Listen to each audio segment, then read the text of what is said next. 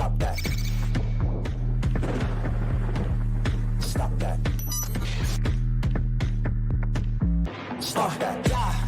I hear him chat to the noise. Move too quick, can't stop for the talking. I hear him chat with the walking. Just too sharp with the prize. White girls let it tell me I'm awesome, yeah. Hot like fire on the pan. If you wanna touch my please use caution. Cold like 0 degrees. I'm out the cage, gotta let out the beast. Revolutionary, gotta let out the streets. Locked in a cage, I'ma let out the sheets. We came for one man, forget my peace. We take the west side, take on the east. I'ma put him in the cage, never let out the. I hear him chat to the noise. Move too quick, can't stop for the talking. I hear him chat with the boys. Man so tough, but mans keep walking, yeah. Just too sharp with the prize. White girls, let it tell me I'm awesome, yeah. Hot like fire on the pan. If you wanna touch me, please use caution. Stop that. Stop that. Stop that. The one who is most bumming today is Juwan Jennings. Yeah. He's like, I was right there. Yep. If we just knew the overtime rules, if our coaches just understood what the rules were in overtime. Some genius. Stugotz just whispered to me before we put the microphones on, and you'll forgive me if we sound a little bloated. Put it on the poll at Le Batard Show. Is the only thing you win in Vegas puffiness? But Stugotz just said to me, I was wrong about everything except for Brock Purdy. Yep, nailed it. Blah, blah, blah. The 49ers, or I shouldn't say the 49ers, Kyle Shanahan has now had in Super Bowls multiple leads of 10 points and one lead of 25 points that he has not held on to. Patrick Mahomes, the stats, Stugotz, are crazy. Yes. When you look at the amount of winning he has done by the age of 28 years old. It's insane. I mean, to have 3 Super Bowls, to make it to the Super Bowl for a 4th time, to have 3 Super Bowl MVPs. He is, if you want to call him the second greatest quarterback today, I'm not going to argue you. I'm not. Wait a minute. That's not what people might be calling him today. Well, no, he's not the best. Dan. Okay, I mean, that's fine. You are Don't doing, embarrass yourself. You are doing what Skip Bayless is doing. Skip Bayless said Brady would have won in regulation by 14 for either team. I say 21. Right. I mean, yeah. Not my first rodeo. I mean. Booger McFarland did hit Mahomes on set after the game with best I've ever seen do it as he was shaking his hand. That's insane. What's that, Billy? That's just what you say in the moment. Right. You know what I mean? Like, He yeah, got caught exactly up. right. Yeah, he caught said up. that to Brady God knows how many times. Dan, if you want a fresh take on GBF this morning, because we did one of those, we played a game of what if Tom Brady came in at halftime? Wow. Yep. Or overtime. For which team? Not going to tell you. Won't tell you. You're going to have to listen. You'll have to listen to God Bless Football to find out. This is from Evan Abrams. Patrick Mahomes has trailed by 7+ points in 11 playoff games. He has now taken the lead back in 10 of those 11 games. That's nuts. Brady will have forever over him that Mahomes couldn't beat him in the Super Bowl, and that's going to keep aging better for Tom Brady. Yes, the head-to-head. Right. With Tampa. Smart Football, that's right. That's with Tampa. Smart Football says Patrick Mahomes has been a starting quarterback in the NFL for 6 seasons, during which time he, quote, has been to the 4 Super Bowls and won 3 of them, has never finished worse than the AFC title game, won the division all 6 seasons, and in the playoffs has a winning percentage of 83%. Incidentally, the Kansas City Chiefs traded Tyreek Hill and then won back-to-back Super Bowls. Yes. Crazy. With nobody. With Marquez Valdez-Scantling, Mecole Hardman as a retread because they cut him into the Jets. They came back with nobody. They trade Tyreek Hill, and then what their receivers are known for after that is just not being able to catch the football. And they win the Super Bowl with the worst Kansas City team we've seen, I think, right? Well, the defense is so good. Speaking of MBS, that 19.5 reception yards kind of went backwards on everybody when he made that play. Yeah. Well, if you guys saw what happened there, I've been making fun of that bet all season because I've lost it all 7 times I've made it. He's always been at plus 13.5 yards and catches. I'm like, he just needs 1 catch. I'll win that bet. I was 0-7 this year making that bet. I never won it. You were due. No, but yesterday was 18.5, and then he Yeah. makes the one catch for 16, and I'm like, that's how it happens with him. Yeah. But then he makes another catch and goes backwards for 3 yards. Yeah. And then he makes does. another catch, and he got over it. He got over to 20 yards. I had it. Yeah. Congratulations, Stugotz. Thank you. I also had the game going to overtime at plus 900. How about that? Had a night. If you're making that bet, you are making a lot of bets. It's fun, man. It's the Super Bowl. Oh, there's nothing like an hour before the Super Bowl. See how many props I can put in this next hour. Jessica, why did you make a face at what Stugotz was saying there?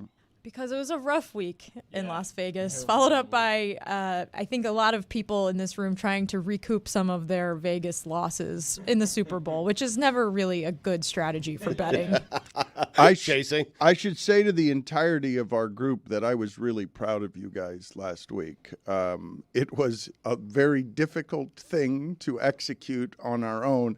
And I can say, and this one's a stunner, I'm going to name the 3 stars of Super Bowl week right now. Number 3 is Patrick Mahomes. Congratulations to Patrick Mahomes. Way to go, Pat. Yep.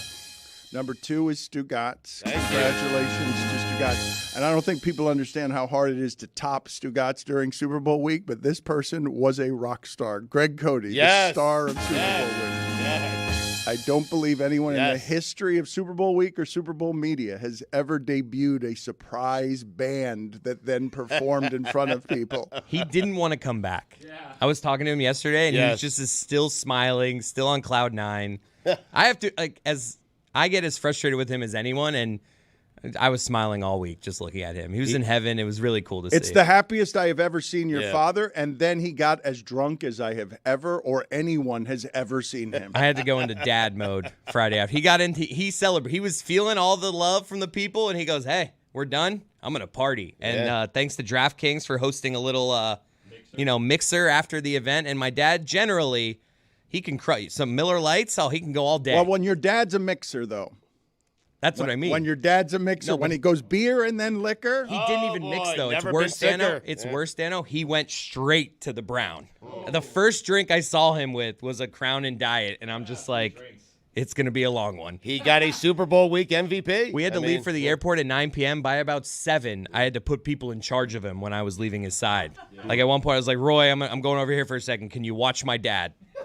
And Roy was like, I got you, because everyone could sense he needed it. That actually tracks, though, because as I went up to Greg as I was leaving the bar, I was like, Greg, you did such an amazing job this week. Like, you really crushed it. Started weeping. Tears in his eyes. I was like, oh, man, I got to get out of here. Greg's crying. I got to go. That was early in the drinking. That was at like 4. Yeah. I was riding that moving walkway thing, Dan, in the airport, and I just hear my name screamed from across the airport and didn't know who it was. And then I saw Greg go, Mulligan! Like just screaming from across the airport, sitting next to Jeremy. And I was like, oh, okay. I was in the middle, so then I walked back. And I was like, hey, Greg. And he's just giggling like a crazy person. He's like, we just wanted to see if you'd walk over here. And I was like, all right, have a safe flight, Greg. I have seen Greg Cody drunk more than any human being, like just as terms of compiling. In my life, there is no human being that I have seen drunk more often. Before this weekend, the drunkest I had seen him was at my brother's very first art show when he got into the red wine and knocked one of my brother's paintings off the wall. Oh, no. Wow. You break it, you buy it, or what? My brother never forgave him. Went to his grave not forgiving him. Wow. He was drunker than that this weekend by 6 p.m. So I don't even know where the night ended up after that. At a diner at the airport. I was like, Dad, we got to eat. That was sad. It was a sad diner. We kind of like ran into this thing where it's like, we don't have enough time now. We wanted to go eat at the place at the hotel, but there was a wait. So it's like, let's just go to the airport so we don't have to rush. And the options at the airport were a sad diner. Did the diner help? I mean, just in terms of soaking up the alcohol. Oh, yeah. I mean, I'm telling you, he was a couple rows behind me on the flight. Mm-hmm. I looked back multiple times, asleep the entire flight. The best sleep he's ever gotten. He woke up in Fort Lauderdale just bright-eyed and bushy-tailed. I'll tell you what helped more, Stu. They were giving out Tums at our live show on Friday, and I, thank God, had like 10 in my pocket. and I chewed all of those before our red eye. Shout out to Tums. This is the only thing that got me to Miami the next morning because, I am looking at all of bad. us.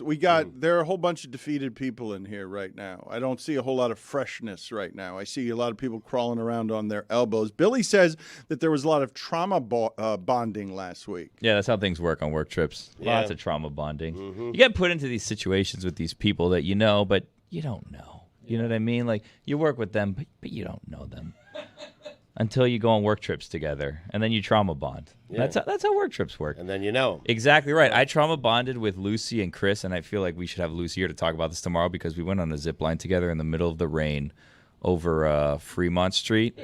Yeah. What happened to Brave Chris? I thought we'll Chris get was... to that tomorrow. Oh, you don't remember seeing it? It never made air. Yeah. Glad we did it. Why didn't it make air? Okay, we can get to that. Had nothing to do with me.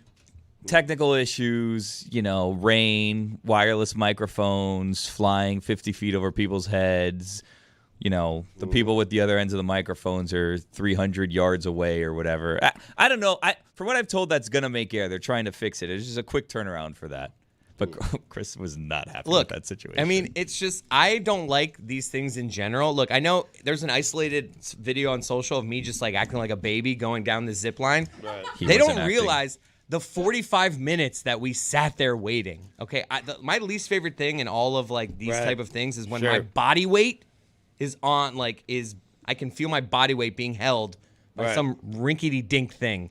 Okay, and we sat there with my body weight on this thing for I turned into a diva. It was the most I've ever. You were hanging in the sky for 45 Well, no, they did minutes? this thing. Right, clarify. You're on the edge? They lay where you are on this thing where you're hooked up, and then they lower the thing away from you. he was laying on a little nap pad that kindergartners use that was elevated. But no, I wouldn't like that either. But then they It tested was- you it was when not they lowered hanging. it. When they lowered it, you were hanging with all your body weight.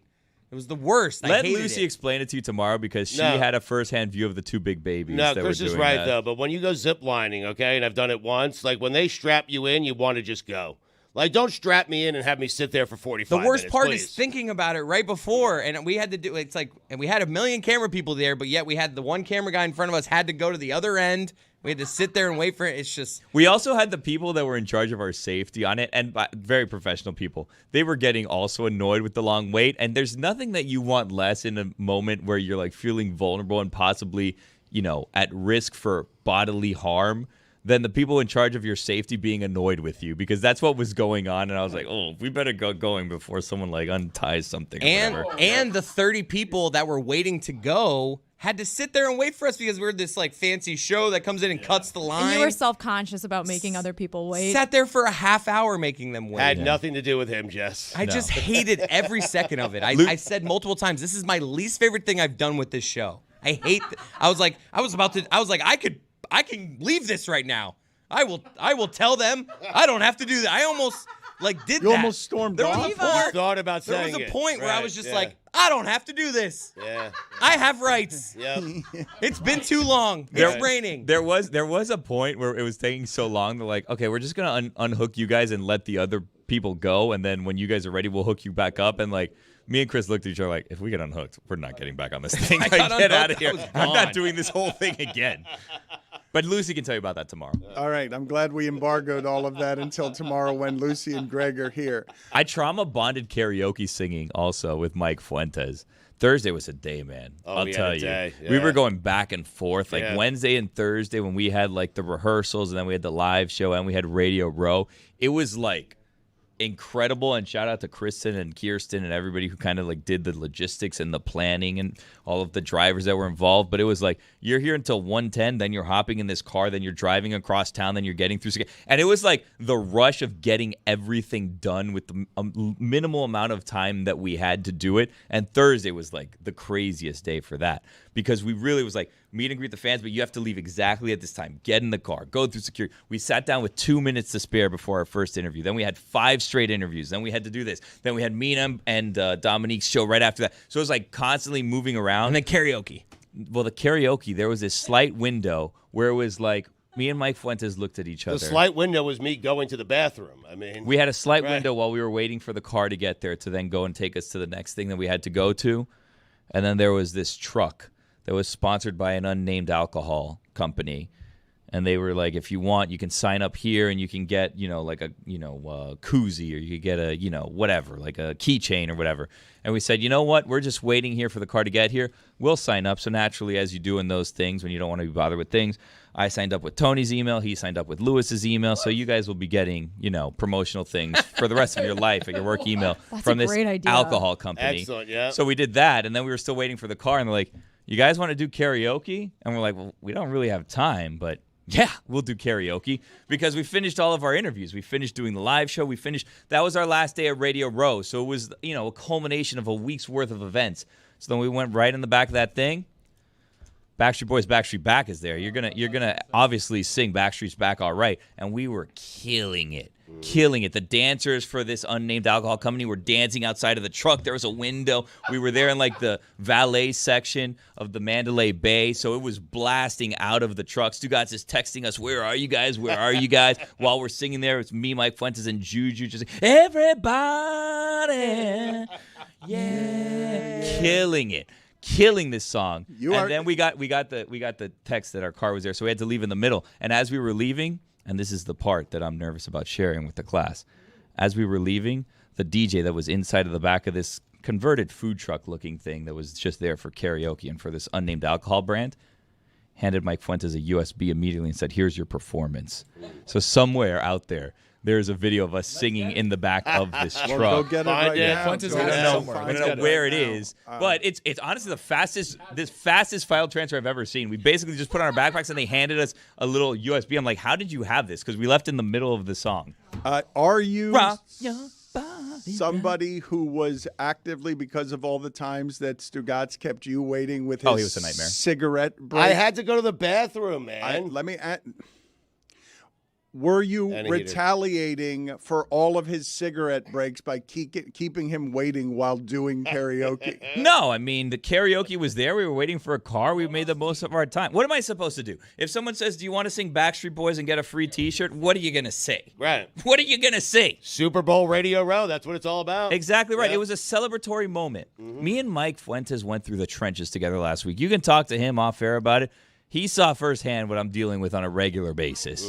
Put these things on the poll, please, at Le Batard Show. Have you ever done karaoke with someone immediately after trauma bonding with them? And also, do you use the emails of your friends to sign up for things that you don't want to hear from afterwards? Someone did it to me because I have one guess as to who it was based on what the email that I get. I am constantly getting emails from the University of Miami about season ticket holder opportunities. And I can guarantee you I did not sign up for that. You too? You two signed you up? No.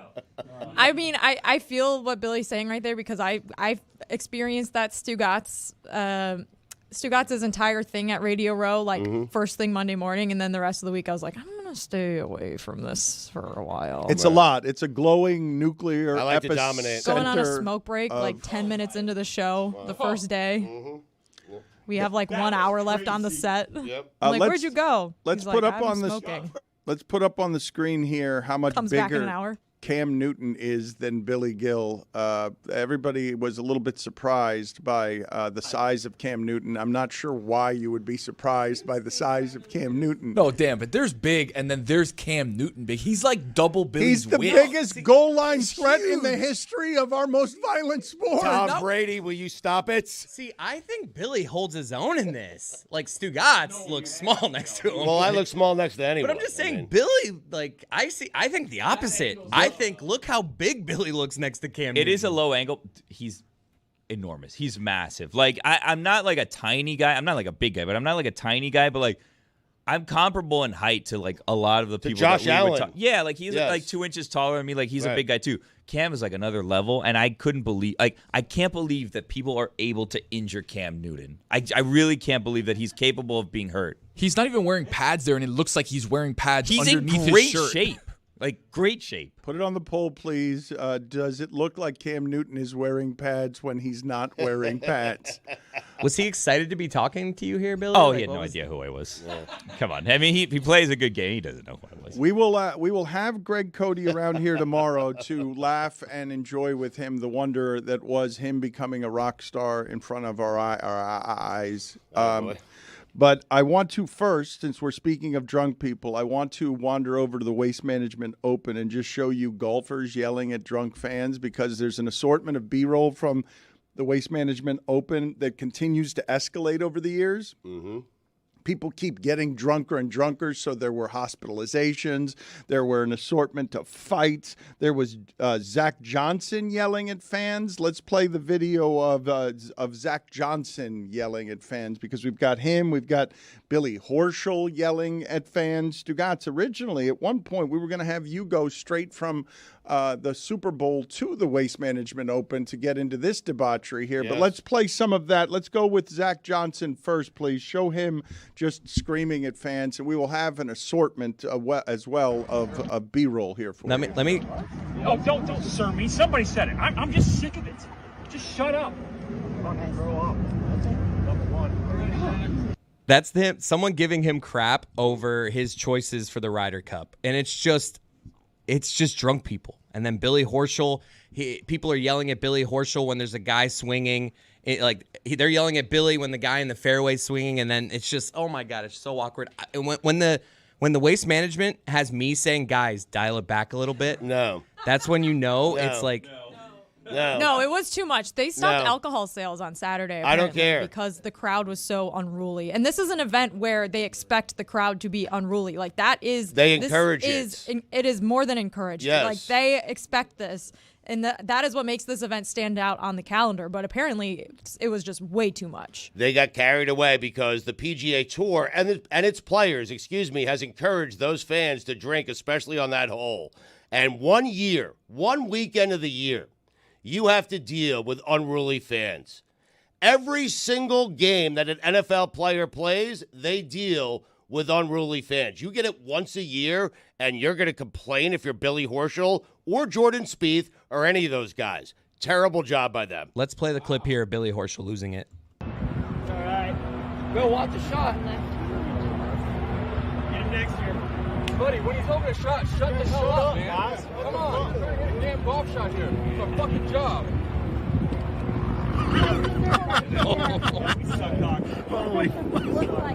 It's just, you could just see the frustration of, like, guys, enough. Put on the long weekend. Put on. I heard it here. Let's just run some B-roll of just the insanity that was the Waste Management Open. I cannot think of a worse combination in sports of ingredients than the golfer etiquette and just general drunkenness. And the only thing that this tournament is known for is everyone's gonna get rip-roaring drunk. It's the reason your tournament matters. Yeah, but you don't want people to get so drunk that they're being like hospitalized and they're hurting other people. Like, there is obviously a limit, Stugotz, to how much unruliness you're allowed to have, where it becomes a liability for the people putting on the event. And I think that was the fear with this weekend. And everyone got really mad when they stopped selling alcohol. And I think they also temporarily closed the entrance because there were so many people coming in too. So I think that I don't know where the line is, but I guess the people putting on the event felt that the line had been crossed. Jessica, I'm going to say here's where the line is. When the Waste Management Open cuts off liquor sales, I'll say, good. If your line has been crossed, if you're telling me the Waste Management Open is saying that's it, we're going dry here. We're afraid of a death. We've entered the fights and hospitalization area. I'm good with the Waste Management Open saying no more liquor sales. We've got liability problems here. I love being drunk as much as the next guy, but when is ever just sliding down a hill shirtless like a fun thing to do? You would do it. Oh, please. No, I You wouldn't would do it. They do that at the Little League World Series every year, and everybody thinks it's adorable because it's kids. But Thank then all you. of a sudden, an adult male who may or may not be slightly overweight does it, and it's a problem. I can't Get believe out of here. I can't believe hypocrisy, body shaming. Bert Kreischer drank like that. I'm not gonna lie. When I saw these videos and I saw that like shit was hitting the fan, I was like, glad I already went last year. Don't care what happens now. Been there, done that. This is on them, though. Like, they've encouraged this for so long. Like, you wanted this to be this, and then it was too much of what you wanted, and now it's a problem. Like, you did this to yourself. The fans are saying, how do we outdo what we did last year? That's it. I mean, all good things get ruined. Yep. Is it going to be like, remember when South Beach was like, we don't want people in here anymore? Like, are they going to do this next year at the Waste Management where there's just like crazy security, limit to drinks? Like, there's got to be something. It would be great if there was a tank there next year.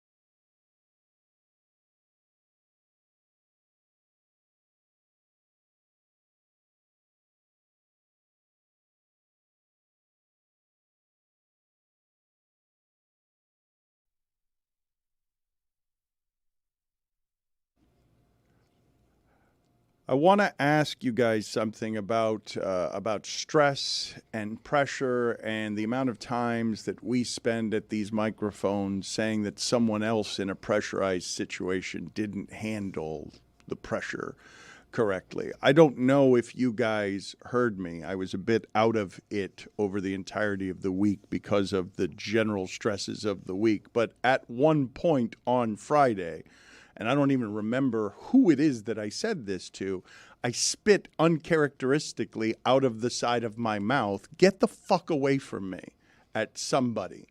And the reason I bring this up is because I think Kelce's going to get to skate on almost knocking his coach over.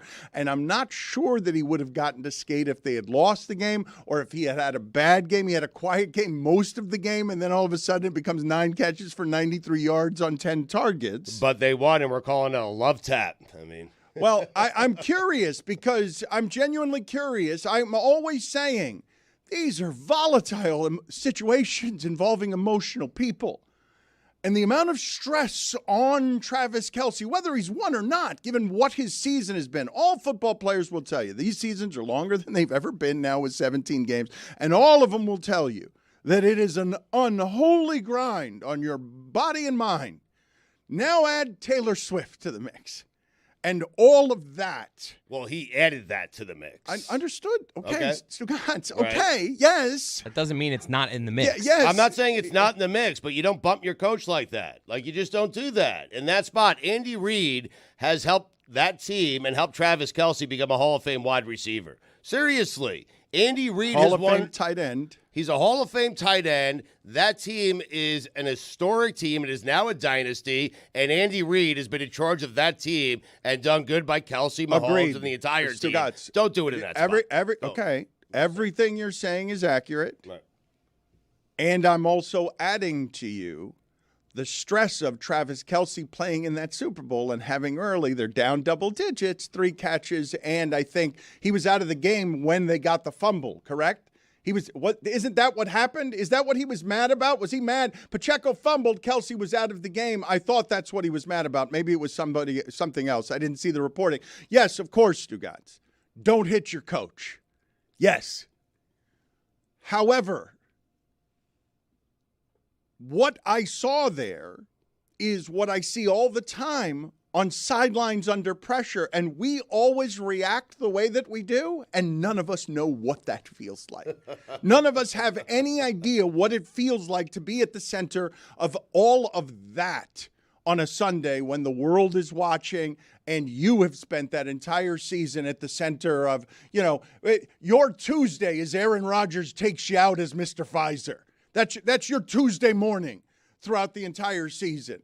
This might feel like an obvious take for me, but I like it, right? It stirred a fire under Andy Reid. It feels like to me they hadn't really schemed Travis Kelce into that first quarter, right? There was a lot of running the ball. They had 20 first quarter yards. He had one target for 1 yard in what felt like the first quarter. So he probably went over to Big Red and was like, "Hey, get me involved. Like, let's go. Like, I'm the engine of this team. Make it happen." How can you be more upset with Kelce than Andy Reid was?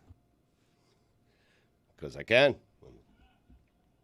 That's the part I was I see the internet freaking out. No, but here's the other thing. Because he's not actually. He doesn't actually care. Right. Like, it's just a thing to say. Don't reveal that, Dan. I did see afterwards. I was curious to see how they both played it off. Because obviously you just won the Super Bowl. You don't want to, that to be the story on Monday, but they both really downplayed it afterwards. And Andy Reid was just you could tell he was definitely rattled. At least to me, he seemed rattled, but he was like, "Yeah, I really took my legs out from under me. Like, he keeps me young, Travis." And I was like, "Oh." I think that these people understand a couple of different things. I would say, Stugotz. They understand the pressure cooker that is their environment, and this is the other part that I think gets noticed less. They actually love each other. And so that happens sometimes when you argue with people in tense situations and things leak out the side and you don't even know that the thing you're arguing about isn't the thing that you're arguing about. Right. Andy Reid has coached a lot of men, but when I'm talking about love, right, because many of you may assume, well, how do you know they love each other? I mean, trauma bonding, people go through the pressures. You're assuming. Pressure. I am assuming. Right. Yes, I'm assuming. Mm-hmm. But something else I'm assuming, and I'm guessing that a lot of you who were cynical about this might be less so today. Looked to me like Travis Kelce and Taylor Swift love each other too. Yeah. Like, that looked to me like that's what was happening there. We did a lot of, a lot of time during this season, a lot of people are saying this is orchestrated, I'm cynical, this is manipulated, and then they win the Super Bowl, and when they're together and you're seeing them hold each other, you're like, okay, they seem to be sharing. That's the best. Sharing the joy is the best. Getting to it yourself is pretty cool. Sharing it with someone else who was close to it, that knows what you were nursing on your body on Wednesdays because you're limping around the house and what that guy does for a living is totally insane. You have her there on Wednesdays just with the ice bags, and she was in Tokyo on Wednesday. Yeah, I mean, occasional Wednesdays. I don't know. Check in here. It's like Roy's hockey show. Occasional Fridays, by the way. People that were doubting Andy Reid's flexibility with the whole Travis Kelce thing, they must not have seen him after the game celebrating with Chris Jones, because I saw a man that can go up and down with the best of them. Let's see this, because he didn't go up and down with the best of them. He went down with the best of them. He had some trouble getting up with the best of them. Is that a saying? Let's watch this video here of Chris Jones is on the floor. He's celebrating. Andy Reid doesn't really have a plan as he gets there. Oh, he gets down. He's like, oh, this is a moment. And there it is. And then it's time to get up. Now it's hard to get up. Yes, he is not getting up with the best of them. That's so great. And he helps Chris Jones up. At the peak of it, that is a great moment. And then it's like, cut. He's like, up. Oh, we are celebrating. We are having a moment. All right, I'm going to get out of here. Help me, please. Close now there. I'm going to help you up. Oh, he got up a lot easier, Chris Jones. Dan and Mike did that Friday too, actually. You guys didn't see it. I want to watch this again from start to finish. First, Andy Reid did not intend to be entirely on top of Chris Jones there. So much weight he's putting on his stomach there. That is more weight than Chris Jones had on him than at any point during that football game. And Chris Jones is like, oh, this is going to be, oh, shit, he's on top Let's of watch the getting up, though. The getting up in fragments. It's like watching a skyscraper try to get up off its Almost knees. a little honk there from Andy Reid, by the way. Whoa! Hey, yo. Almost. Let's hold on. Let's count the number of touches on Chris Jones's body as he tries to get up. No, Okay. when he tries to Okay, get when he up. tries to Ready? get up. Ready? 1, 2, 3, 4, 5, 5, 6. Oh! Well, how's your uncle at the end there? Wow. It was my favorite clip of last night. Dangerously close there, Coach. Travis Kelce would have been, if they lose, if Brock Purdy scores a touchdown there, and Kansas City somehow doesn't get to the matching touchdown, although I heard the players on Kansas City were saying they practiced overtime all week and that they were going for 2 if they scored the touchdown. If they scored the touchdown to tie. That's what you say. That's what you say. Well, they say that's what they were practicing. That is what they said they were practicing. You know who didn't say that? San Francisco, because they didn't practice it. Right. Juszczyk seemed confused about the whole Juszczyk operation. said, "I don't understand what the rules are. I was learning what the rules were on the scoreboard." Practice that, knowing the rules. Seriously, in his defense, like there's very high-paid college football coaches making millions of dollars a year that also admit in post-game press conferences they don't know the overtime rules because the possession thing confuses people. And I'm not going to lie, CBS could have done a slightly better job telling me a little bit sooner than they did that the clock wasn't going to be a factor there. Well, Tony had no idea as well. Tony No one told did. us with like 9 seconds left in overtime. I was Guys, like, I don't freak out. I was like, I think we go to another period here, but there was no 2-minute warning, and I'm not 100% sure what's about to happen. So maybe they should snap the ball. But Mahomes knew. I like that overtime rule. I do. I thought it I was like great. it too. Yeah. The problem with it, though, is that when Tony was delivering it, Tony also said a number of times, this is for the game, when if you understood the wasn't. rules as they It told us, wasn't. it Yeah. wasn't for the He game. was So confusing. while he's saying the time doesn't matter, I still wasn't 100% sure if that was true or not and if he knew the rules. Romo? We were all learning together. SpongeBob Yes. did a better job on the Nickelodeon broadcast of knowing the rules than Tony. But Romo had like 15 plays that were for the game, for the season, for the Super Bowl. Romo, love him. Romo Love that guy. also, you're saying he could have done it before 8 seconds were left, but if he hadn't done it when 8 seconds were left, all of America would have been screaming at their television, "Why aren't you calling your timeouts?" Everybody in America would have been screaming that. Because Romo did calm people down, and sometimes broadcasters do end up escalating that stuff. I'll explain to you, though, just very simply, where it is that San Francisco screwed up the overtime coin toss and everything else. This is where it gets screwed up. If you win the coin toss, your choice simply cannot be, under any circumstance invented throughout football time, give Patrick Mahomes all the chances at the end to know exactly what he's got to get. You want those advantages to yourself. You do not want to give them to that man. If Kyle Shanahan, that one's going to haunt him for a while because A, he had the better team, B, their game plan was great.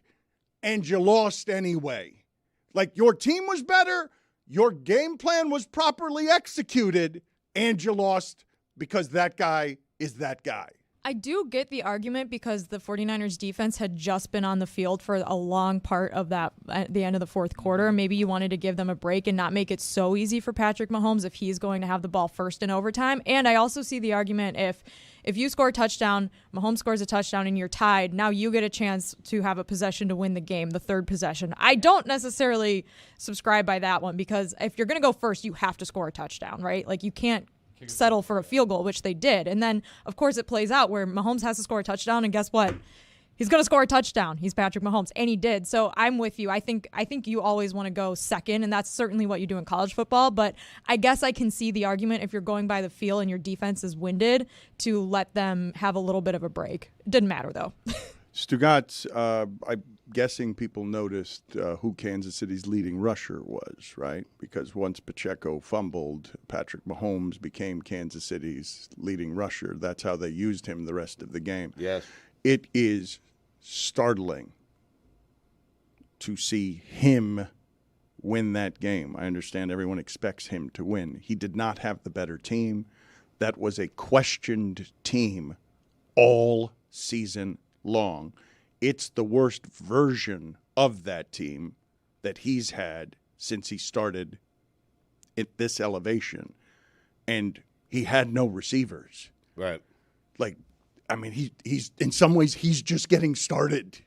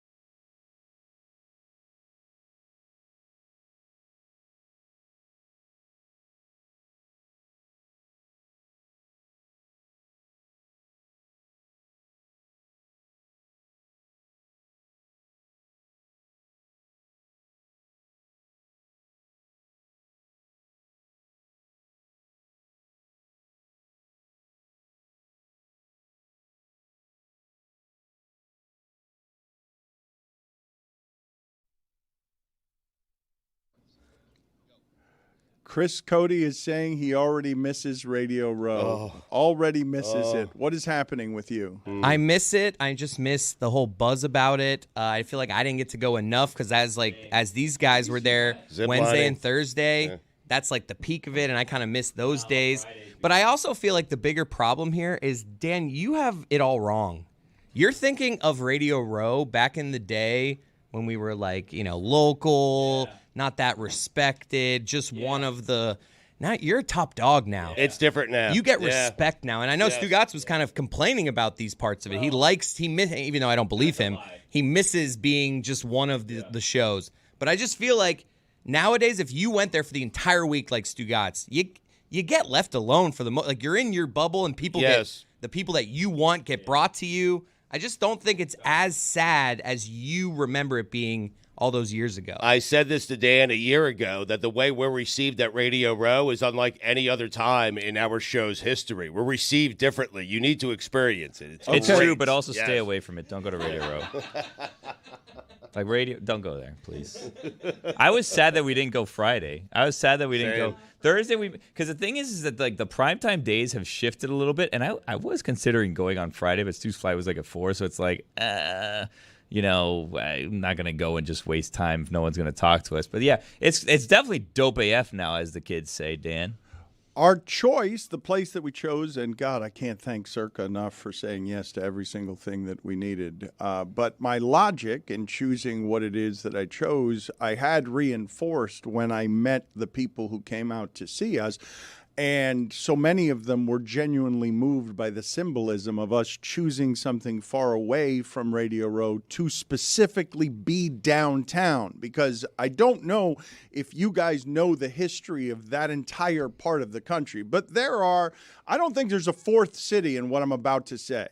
I think there are 3 cities known for being less repressed than others when it comes to just general debauchery and sin. I think it is Las Vegas, I think it is Miami, and I think it is New Orleans. 3 and only 3, huh? I don't think there's a fourth there. I mean, you could go New York and L.A., but I think in terms of gold, silver, and bronze medalist of Let It Fly, there are fewer consequences here than anywhere else, and nowhere in our union, is there a place more okay with legalized sin than that entire region? And then downtown is a little extra dirty. But you guys are telling me that you're telling me that you'd rather be on Radio Row than the setup that we had? I wouldn't say rather. I loved being at the Circa. I loved the live shows. I just think the way you think of Radio Row is just not the experience you would have.